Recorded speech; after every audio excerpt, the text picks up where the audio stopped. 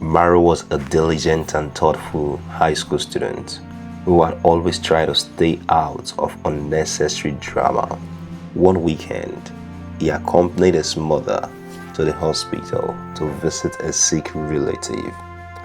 As they walked into the bustling hospital lobby, he spotted a familiar figure, Aworiwo, his school sweetheart. She was there with her friend Juliet, who was crying in agony and clutching her stomach on the cold floor. Maro immediately rushed over to Aworiwo. "What happened?" he asked, his voice filled with concern. Aworiwo hesitated, but finally leaned in and whispered, "Juliet had an abortion. Something went wrong, and she's in terrible pain." Though Maro was shocked, he couldn't say he was entirely surprised. Juliet had a reputation for reckless decisions, and these seemed in line with what people at school often whispered about her. Despite that, seeing her in such distress made him feel deeply sorry for her. As he tried to process everything, chaos erupted in another corner of the hospital.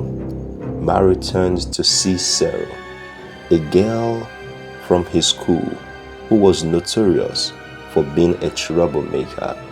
Sarah had a long-standing rivalry with Maro, and their clashes were well known. Even Maro's mom, who rarely got involved in the school issues, had heard about Sarah's antics. "Hey Maro, what are you staring at? Finally find someone crazier than you?" Sarah yelled, loud enough to draw the attention of the staff and other patients. Maro clenched his face, trying to stay calm, but Sarah kept taunting him. This time, his mother intervened. "That's enough, young lady," she said sternly. "You don't get to speak to my son like that." Sarah, startled by the confrontation, backed down, but not without throwing a parting stare at Maro. Despite the drama, the hospital visit brought Maro and Aworiwo closer. They sat together in the waiting room, talking about school, life, and dreams for the future.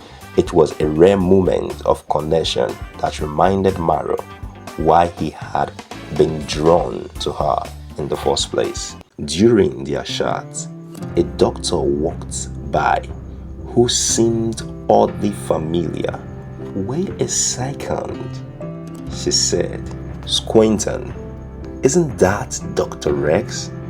He was a senior at school. Maro recognized him immediately. He approached the doctor, and after reintroducing themselves, they exchanged a warm handshake. Dr. Rex was pleased to see them, but during their private chat, he mentioned something that unsettled Maro. "You know," Dr. Rex said cautiously, "Aworiwo was here recently too. Sometimes people aren't what they seem. Maro, be careful who you trust."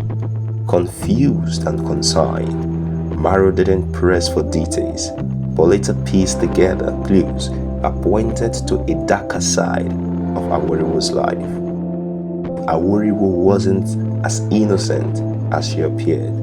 Like Juliet, she had been involved in reckless behaviors, but she had carefully hidden them behind a charm and intelligence.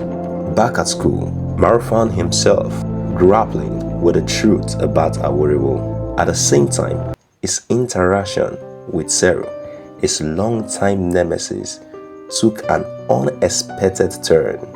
One day, during one of their usual confrontations, Sarah made a sarcastic comment about his perfect little world. For the first time, Maro didn't respond with anger. Instead, he noticed something different in her tone, a hint of vulnerability. As he looked at her closely, he saw beyond her rough exterior.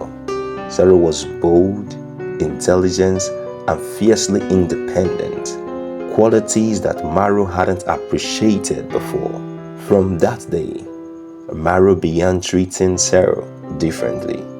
Instead of clashing with her, he started listening to her and even helping her with schoolwork. At first, Sarah was suspicious of his sudden kindness, but gradually she let her guard down. Maro learned that her rough exterior was a defense mechanism born out of a difficult home life. With his encouragement, Sarah began to change. She started focusing on her studies and became more approachable. Her transformation didn't go unnoticed. Teachers and classmates were amazed at the positive drive in her behavior. As Maro and Sarah grew closer, it became clear to him that she was the one he wanted to be with. However, he knew convincing his mom wouldn't be easy. After all, she had heard countless stories about Sarah's troublemaking, most of which had come from Maro himself. Sarah, determined to prove herself, took the initiative to show Maro's mother that she had changed. She greeted her respectfully whenever they met, offered to help with little tasks, and even shared her aspirations for the future. Maro also played his part by being honest with his mom. Mom, Sarah isn't the same person I told you about before. She's working hard to turn her life around, and I really care about her. I think you'd seen it too, if you gave her a chance. Over time, Maro's mom began to see Sarah in a new light. Her genuine effort and newfound kindness were hard to ignore. Eventually, she gave her blessings, telling Maro, if she's truly changed and makes you happy, that's what matters. With his mom's approval, Maro and Sarah's relationship flourished. They became a testament to the power of growth and second chances. Maro learned that people are more complex than they seem, and sometimes the most unexpected connections can lead to the greatest transformations. Their journey wasn't without challenges, but together they proved that change is possible when met with understanding, patience, and love.